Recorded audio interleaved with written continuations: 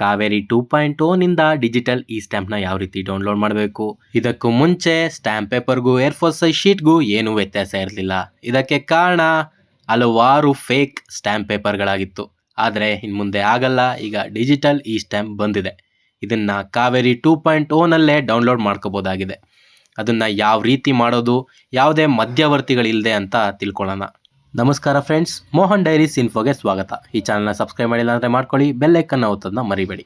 ಹಾಗಿದ್ರೆ ಕಾವೇರಿ 2.0 ಓಪನ್ ಮಾಡಿ, ಲಾಗಿನ್ ಆದಮೇಲೆ ಸ್ಟಾರ್ಟ್ ನ್ಯೂ ಅಪ್ಲಿಕೇಶನ್ ಮೇಲೆ ಕ್ಲಿಕ್ ಮಾಡಿ. ಅಲ್ಲಿ ಡಿಜಿಟಲ್ ಇ ಸ್ಟ್ಯಾಂಪ್ ಅಂತ ಇರುತ್ತೆ. ಅದ್ರ ಮೇಲೆ ಕ್ಲಿಕ್ ಮಾಡಿದಾಗ ಈ ರೀತಿಯಾದ ಇಂಪಾರ್ಟೆಂಟ್ ಇನ್ಸ್ಟ್ರಕ್ಷನ್ಸ್ ಬರುತ್ತೆ. ಇದು ಯಾವುದೇ ಕಂಪಲ್ಸರಿ ಅಲ್ಲದ ಡಾಕ್ಯುಮೆಂಟ್ಸ್ಗೋಸ್ಕರ ಡಿಜಿಟಲ್ ಇ ಸ್ಟ್ಯಾಂಪ್ ಆಗಿದೆ. ಕಂಪಲ್ಸರಿ ಅಂದರೆ sale deed, transfer deed, gift deed ಆಗಿರುತ್ತೆ. ಯಾರೆಲ್ಲ ಇದನ್ನು ಅಪ್ಲೈ ಮಾಡ್ಬೋದು ಅಂದರೆ ಯಾರು ಬೇಕಾದರೂ ಇದಕ್ಕೆ ಅಪ್ಲೈ ಮಾಡ್ಬೋದು, ಎಂಟ್ರಿ ಮಾಡ್ಬೋದು, ಡಿಜಿಟಲ್ ಇ ಸ್ಟ್ಯಾಂಪ್ನ ಡೌನ್ಲೋಡ್ ಮಾಡ್ಬೋದಾಗಿದೆ. ಈ ಒಂದು digital e stamp digitally signed ಆಗಿರಬೇಕಾಗಿರುತ್ತೆ. ಅಂದರೆ ಸೆಲ್ಲರು ಮತ್ತು ಬೈಯರು ಇಬ್ಬರು ಪಾರ್ಟೀಸು ಅವರ ಆಧಾರ್ ಕಾರ್ಡ್ ನಂಬರ್ನ ಇಟ್ಕೊಂಡಿರಬೇಕಾಗಿರುತ್ತೆ. ಈ ಒಂದು ಆಧಾರ್ ಕಾರ್ಡ್ ನಂಬರ್ನ ಯೂಸ್ ಮಾಡಿ OTP ಜನರೇಟ್ ಆಗಿ ಅದನ್ನು ಎಂಟ್ರಿ ಮಾಡಿದ್ಮೇಲೆ ಡಿಜಿಟಲಿ ಸೈನ್ಡ್ ಕಂಪ್ಲೀಟ್ ಆಗುತ್ತೆ.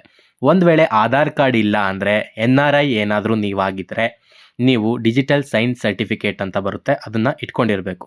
ನೆಕ್ಸ್ಟು ಡಿಜಿಟಲಿ ಇ ಸ್ಟ್ಯಾಂಪ್ ಒಂದ್ಸರಿ ಜನರೇಟ್ ಆದರೆ ಅಮೌಂಟು ರೀಫಂಡ್ ಆಗೋದಿಲ್ಲ. ಸೊ ನೀವೇ ಮಾಡೋದಕ್ಕಿಂತ ಯಾರಾದರೂ ಪ್ರೊಫೆಷ್ನಲ್ ಕೈಲಿ ಮಾಡಿಸೋದು ಉತ್ತಮ. ಒಂದ್ಸರಿ ಕಂಟಿನ್ಯೂ ಕೊಟ್ಟಾದಮೇಲೆ ನೀವು ನೇಚರ್ ಆಫ್ ದ ಡೀಡು ಮತ್ತು ಸಬ್ ಆರ್ಟಿಕಲ್ನ ಚೂಸ್ ಮಾಡಬೇಕಾಗಿರುತ್ತೆ.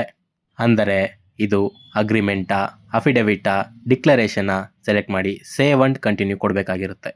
ನೆಕ್ಸ್ಟ್ ಸ್ಟೆಪ್, ಅಗ್ರಿಮೆಂಟ್ ಯಾರ ಮಧ್ಯೆ ಆಗ್ತಾ ಇದೆ, ಇಂಡಿವಿಜುವಲ್ಲಾ, ಆರ್ಗನೈಸೇಷನ್ನ ಅಥವಾ ಕ್ಲೈಂಟಾ ಇಲ್ಲ ಎಕ್ಸಿಕ್ಯೂಟೆಂಟಾ ಅನ್ನೋದನ್ನ ಮೆನ್ಷನ್ ಮಾಡಬೇಕಾಗುತ್ತೆ. ಯಾವುದು ಸೂಕ್ತನೋ ಅದನ್ನು ಸೆಲೆಕ್ಟ್ ಮಾಡಿ. ನೆಕ್ಸ್ಟ್ ಸ್ಟೆಪ್, ಆಧಾರ್ ಕಾರ್ಡ್ ಇದ್ದರೆ ಎಸ್ ಅಂತ ಕೊಡಿ, ಇಲ್ಲ ಅಂದರೆ ನೋ ಅಂತ ಕೊಡಿ. ಎಸ್ ಅಂತ ಕೊಟ್ಟರೆ ಏನಾಗುತ್ತೆ ಅಂತ ನೋಡೋಣ, ನೋ ಅಂತ ಕೊಟ್ಟರೆ ಏನಾಗುತ್ತೆ ಅಂತ ನೋಡೋಣ ಬನ್ನಿ. ಈಗ ನೋ ಅಂತ ಕೊಟ್ಟು ಮುಂದುವರಿಯೋಣ. ನೋ ಅಂತ ಕೊಟ್ಟಾದಮೇಲೆ DSCನ ನೀವು ಸೆಲೆಕ್ಟ್ ಮಾಡಬೇಕಾಗುತ್ತೆ, ಅಂದರೆ ಡಿಜಿಟಲ್ ಸೈನ್ ಸರ್ಟಿಫಿಕೇಟು. ಕ್ರೋಮ್ನ ಯೂಸ್ ಮಾಡಿ ಅದರ ಒಂದು ಎಕ್ಸ್ಟೆನ್ಷನ್ನ ಡೌನ್ಲೋಡ್ ಮತ್ತು ಇನ್ಸ್ಟಾಲ್ ಮಾಡಾದಮೇಲೆ DSC ಮೇಲೆ ಕ್ಲಿಕ್ ಮಾಡಿ ಕಂಟಿನ್ಯೂ ಮಾಡಬೇಕಿರುತ್ತೆ. ಈಗ ನಮ್ಮ ಹತ್ರ ಆಧಾರ್ ಕಾರ್ಡ್ ಇರೋದ್ರಿಂದ ಎಸ್ ಅಂತ ಕೊಟ್ಟು ಅದನ್ನು ಫೆಚ್ ಮಾಡೋಣ. ಅದಕ್ಕೂ ಮುಂಚೆ ಫೆಚ್ ಆಧಾರ್ ನೇಮ್ ಅಂತ ಕ್ಲಿಕ್ ಮಾಡಿ ಕನ್ಸೆಂಟ್ಗೆ ಎಸ್ ಐ ಅಗ್ರಿ ಅಂತ ಕೊಟ್ಟು ವೆರಿಫೈ ನೌ ಅನ್ನೋ ಒಂದು ಆಪ್ಷನ್ ಮೇಲೆ ಕ್ಲಿಕ್ ಮಾಡಬೇಕು. ಅದರ ನಂತರ ನೀವು ಸಾಮಾನ್ಯವಾಗಿ ಆಧಾರ್ KYC ಮಾಡೋ ಪೋರ್ಟಲ್ ಓಪನ್ ಆಗುತ್ತೆ. ಅಲ್ಲಿ ನಿಮ್ಮ ಆಧಾರ್ ಕಾರ್ಡ್ ನಂಬರ್, ಅದರ ಜೊತೆ ಆಧಾರ್ ಕಾರ್ಡ್ನಲ್ಲಿ ಇರೋವಂಥ ನಿಮ್ಮ ಹೆಸರು ಅದೇ ರೀತಿ ಹಾಕಿ ಸಬ್ಮಿಟ್ ಅಂತ ಕೊಡಬೇಕಾಗಿರುತ್ತೆ. ನಿಮ್ಮ ಒಂದು ಹೆಸರು ಆಗ ವೆರಿಫೈ ಆಗುತ್ತೆ. ನೆಕ್ಸ್ಟ್ ನಿಮ್ಮ ಮೊಬೈಲ್ ನಂಬರ್ ಹಾಕಿ OTP ರಿಸೀವ್ ಮಾಡಿಕೊಂಡು OTP ಹಾಕಿ ವೆರಿಫೈ ಮಾಡಾದಮೇಲೆ ನೀವು ಸೇವ್ ಪಾರ್ಟಿ ಅನ್ನೋ ಆಪ್ಷನ್ನ ಕ್ಲಿಕ್ ಮಾಡ್ಬೋದಾಗಿರುತ್ತೆ. ಸೇವ್ ಪಾರ್ಟಿ ಅಂತ ಕ್ಲಿಕ್ ಮಾಡಿದ್ಮೇಲೆ ಪಾರ್ಟಿ ಡೀಟೇಲ್ಸ್ ಸೇವ್ ಆಗುತ್ತೆ. Next move to next step ಅನ್ನೋದ್ರ ಮೇಲೆ ಕ್ಲಿಕ್ ಮಾಡಿ ಕಂಟಿನ್ಯೂ ಟು ವಿಟ್ನೆಸ್ ಇದ್ದರೆ ವಿಟ್ನೆಸ್ ಅಂತ ಕೊಡಿ, ಇಲ್ಲಾಂದರೆ ಸ್ಕಿಪ್ ವಿಟ್ನೆಸ್ ಆ್ಯಂಡ್ ಪ್ರೊಸೀಡ್ ಅಂತ ಕೊಟ್ಟರೆ ಸ್ಕಿಪ್ ಮಾಡ್ಬೋದು ನೀವು ಒಂದು ನಿಮ್ಮ ವಿಟ್ನೆಸ್ ಡೀಟೇಲ್ಸ್ನ. ಇದರಲ್ಲಿ ಯಾವುದು ಸೂಕ್ತ ಆಯ್ಕೆನೋ ಅದನ್ನು ಸೆಲೆಕ್ಟ್ ಮಾಡಿಕೊಂಡು ನೀವು ಕಂಟಿನ್ಯೂ ಮಾಡಬೇಕಾಗಿರುತ್ತೆ. ನಮ್ಮ ಹತ್ರ ವಿಟ್ನೆಸ್ ಇರೋದ್ರಿಂದ ವಿಟ್ನೆಸ್ ಇದ್ದರೆ ಏನು ಮಾಡಬೇಕು ಅಂತ ನೋಡೋಣ ಬನ್ನಿ.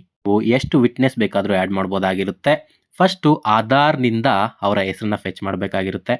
ಎಸ್ ಐ ಅಗ್ರಿ ಅಂತ ಕೊಟ್ಟು ವೆರಿಫೈ ಕೊಟ್ಟು ಅವರ ಆಧಾರ್ ನಂಬರ್ನ ಹಾಕಿ, ನೆಕ್ಸ್ಟ್ ಅವರ ಆಧಾರ್ ನೇಮ್ನ ಆ್ಯಸ್ ಪರ್ ಆಧಾರ್ ಹಾಕಿ ಅಗ್ರಿ ಮತ್ತು ಟರ್ಮ್ಸ್ ಆ್ಯಂಡ್ ಕಂಡೀಷನ್ಗೆ ಅಗ್ರಿ ಕೊಟ್ಟು ಸಬ್ಮಿಟ್ ಕೊಟ್ಟರೆ ಅವರ ಒಂದು ನೇಮ್ ಫೆಚ್ ಆಗುತ್ತೆ. ಫೆಚ್ ಆದ ನಂತರದಲ್ಲಿ ಅವರ ಒಂದು ನಂಬರ್ ಹಾಕಿ ಮೊಬೈಲ್ ನಂಬರ್ ಸೆಂಡ್ OTP ಕೊಡಿ, OTP ಬರುತ್ತೆ. OTP ಟೈಪ್ ಮಾಡಿ ವೆರಿಫೈ ಕೊಡಿ. ನೆಕ್ಸ್ಟು ಸೇವ್ ವಿಟ್ನೆಸ್ ಅಂತ ಕ್ಲಿಕ್ ಮಾಡಿ ಮುಂದಕ್ಕೆ ಹೋಗ್ಬೋದು, ಅಥವಾ ನೀವು ವಿಟ್ನೆಸ್ನ ಡಿಲೀಟ್ ಮಾಡೋವಂಥ ಆಪ್ಷನ್ ಕೂಡ ಇದೆ. ನೆಕ್ಸ್ಟ್ ಕ್ಯಾಲ್ಕುಲೇಟ್ ಫೀಸ್ ಅನ್ನೋದ್ರ ಮೇಲೆ ಕ್ಲಿಕ್ ಮಾಡಿ ನೆಕ್ಸ್ಟ್ ಅಂತ ಕ್ಲಿಕ್ ಮಾಡಿದ್ರೆ ಆ ಒಂದು ಡಿಜಿಟಲ್ ಇ ಸ್ಟ್ಯಾಂಪ್ನ ಒಂದು ಫೀಸ್ ಕ್ಯಾಲ್ಕುಲೇಟ್ ಆಗುತ್ತೆ. ಇದರ ಒಂದು ಮೊತ್ತ 100 ರೂಪೀಸ್ ಇಲ್ಲಿ ತೋರಿಸ್ತಾ ಇದೆ ನಿಮಗೆ.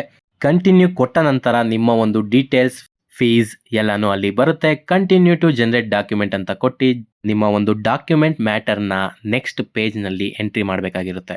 ಒಂದು ಸರಿ ಎಂಟ್ರಿ ಆದಮೇಲೆ ಜನರೇಟ್ PDF ಅಂತ ಕೊಟ್ಟಾದಮೇಲೆ ನಿಮ್ಮ ಒಂದು ಡ್ರಾಫ್ಟ್ ಇ ಸ್ಟ್ಯಾಂಪ್ ಆದರೆ ಜನರೇಟ್ ಆಗುತ್ತೆ. ಇದರಲ್ಲಿ ಮ್ಯಾಟರು ಎಲ್ಲನೂ ಇರುತ್ತೆ.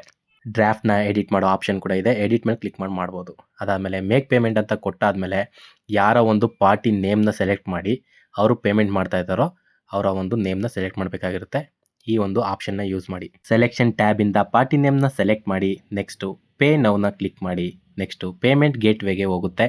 ಅಲ್ಲಿ ಯಾವ ರೀತಿ ಪೇಮೆಂಟ್ನ ಮಾಡ್ತಿದ್ದೀರಾ ನೋಡಿ, ನೆಟ್ ಬ್ಯಾಂಕಿಂಗ ನಿಫ್ಟಾ, ನೆಟ್ ಬ್ಯಾಂಕಿಂಗ್ ಮೇಲೆ ಕ್ಲಿಕ್ ಮಾಡಿ ಅಲ್ಲಿ ಯಾವ ರೀತಿ ಪೇಮೆಂಟು ICIC ಬ್ಯಾಂಕ್ ಅನ್ನೋದನ್ನ ಸೆಲೆಕ್ಟ್ ಮಾಡಿ ನೆಕ್ಸ್ಟು ಕ್ಯಾಪ್ಚಾ ಹಾಕಿ ಎಲ್ಲ ಒಂದು ಟರ್ಮ್ಸ್ ಆ್ಯಂಡ್ ಕಂಡೀಷನ್ಗೆ ಎಕ್ಸೆಪ್ಟ್ ಕೊಡಿ, ಸಬ್ಮಿಟ್ ಕೊಡಿ. ನೆಕ್ಸ್ಟು ಅಲ್ಲಿ ಸ್ಕ್ಯಾನರ್ ಮೂಲಕ ಮಾಡ್ಬೋದು. ಸ್ಕ್ಯಾನರ್ ಮೇಲೆ ಕ್ಲಿಕ್ ಮಾಡಿದ್ರೆ ಸ್ಕ್ಯಾನರ್ ಓಪನ್ ಆಗುತ್ತೆ. ಫೋನ್‌ಪೇಯಿಂದ ಅಲ್ಲಿ ಸ್ಕ್ಯಾನ್ ಮಾಡ್ಬೋದಾಗಿದೆ. ನೆಕ್ಸ್ಟು ಪ್ರತಿಯೊಬ್ಬರ ಪಾರ್ಟಿ ಡೀಟೇಲ್ಸು ಡಿಜಿಟಲಿ ಸೈನ್ಡ್ ಆಗಬೇಕಾಗುತ್ತೆ.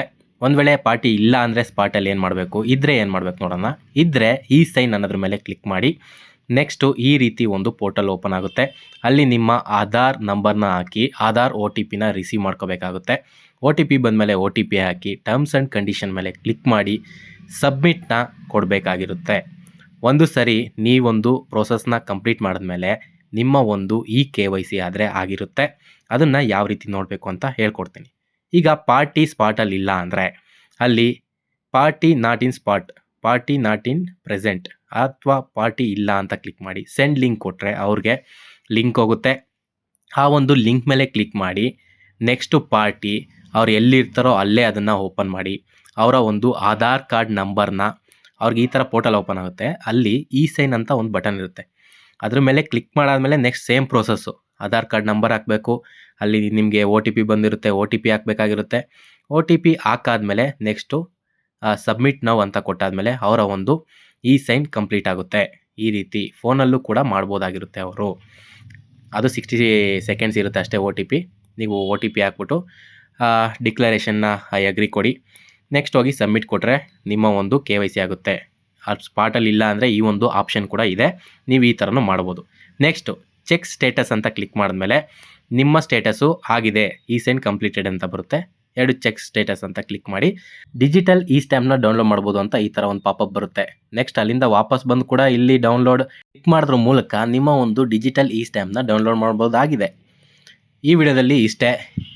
ಈ ವಿಡಿಯೋ ಹೆಂಗನ್ನಿಸ್ತು ಅಂತ ಕಮೆಂಟ್ ಮಾಡಿ. ಈ ವಿಡಿಯೋ ನೋಡೋದಕ್ಕಾಗಿ ಥ್ಯಾಂಕ್ಸ್.